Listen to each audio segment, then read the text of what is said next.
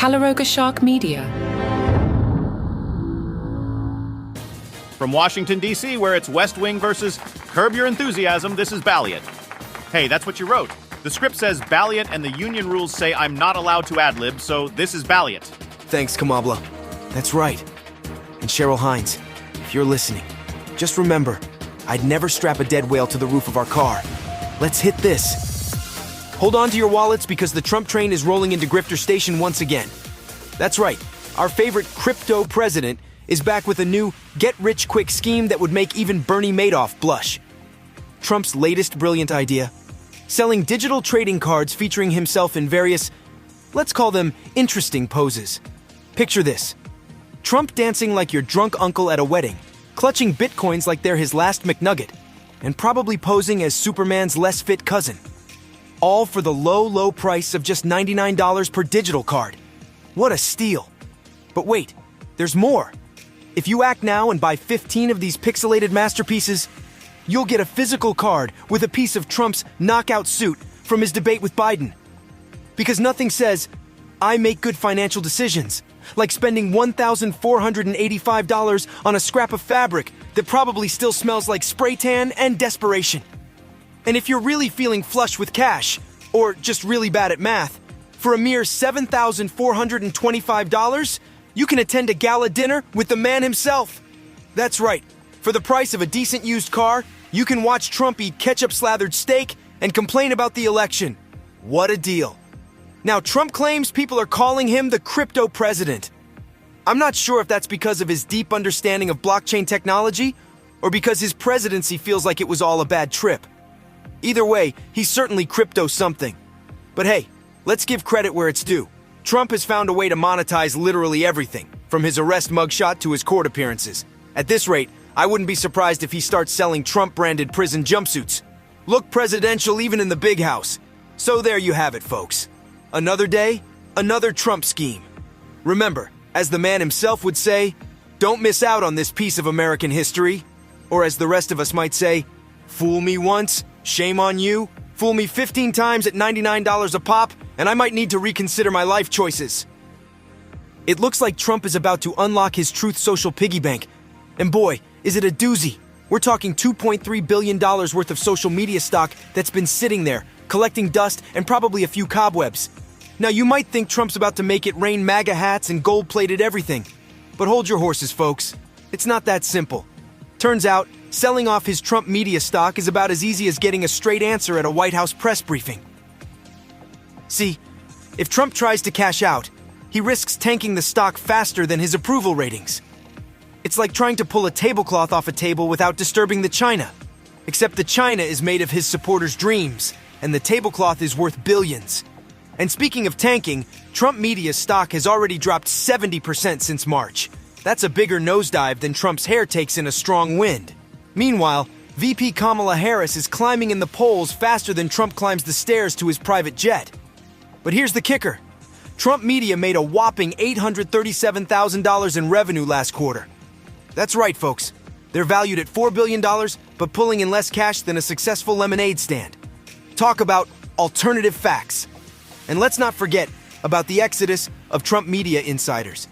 They're jumping ship faster than rats from the Titanic.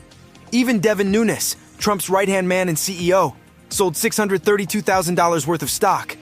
I guess he finally found a memo worth reading. So what's a cash-strapped former president to do? Well, he could always borrow against his stake. But finding a bank willing to lend to Trump might be harder than finding a Trump University graduate with a job.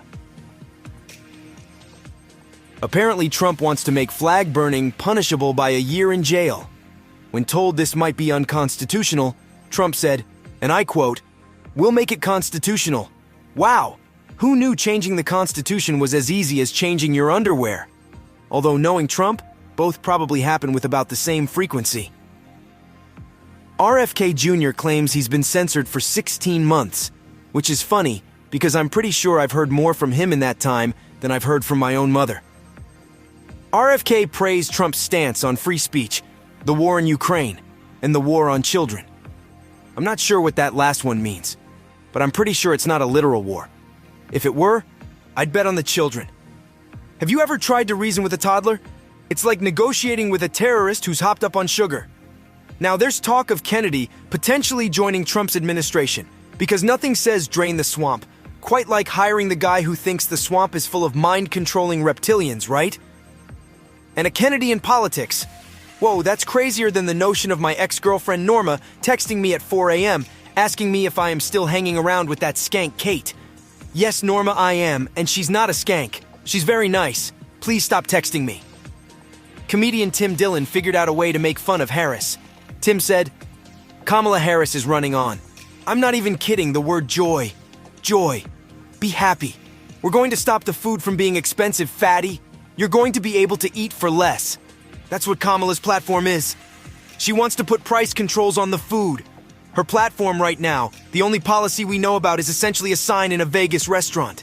Eat for less. That's all she said. That she's going to let these fatty boom baddies into the grocery store. Folks, the Democrats have unveiled their master plan to discredit Robert F. Kennedy Jr. after his Trump endorsement. And it's about as sophisticated as a schoolyard taunt. They're calling him weird. That's right. The party that brought you hope and change is now bringing you, nah, you're weird. I mean, is it weird to have brainworms? Is it weird to bring a dead bear to Central Park? Is it weird to strap a whale to your car? It's not like the guy's wife left him for a younger guy with his own podcast. The DNC's new strategy involves billboards featuring Trump, Kennedy, and J.D. Vance, with the catchy slogan, Weird as Hell. It's like they're running a presidential campaign and a middle school student council election at the same time. But let's be fair, Kennedy's given them plenty of material. I mean, the guy decapitated a dead whale and strapped its head to his minivan. That's not just weird. That's a rejected plot from a National Lampoon's Vacation movie. And don't forget about the bear cub in Central Park. In the end, folks, this election is shaping up to be weirder than, well, I'd say weirder than my love life. But we all know how that turned out. Let's just say it's going to be a wild ride from here to November. Meanwhile, we've got a real West Wing versus Curb Your Enthusiasm showdown brewing, and it's juicier than the plot of a soap opera written by a committee of conspiracy theorists. Bradley Whitford, best known for playing the guy who wasn't Martin Sheen on The West Wing, has called out Cheryl Hines for her silence on her husband's Trump endorsement. It's like watching CJ Craig try to spin a Larry David faux pas. Whitford accused Hines of staying silent while her lunatic husband supports Trump. Now, I'm not saying RFK Jr. is a lunatic, but if conspiracy theories were Olympic events, he'd be Michael Phelps. Hines, meanwhile, is trying to play Switzerland in this political battlefield.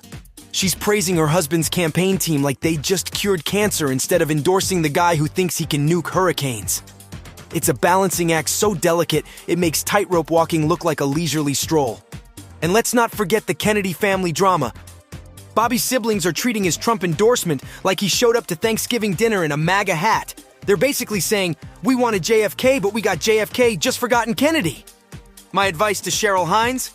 Break up with RFK and start dating a younger guy who has his own podcast that he creates with the help of AI.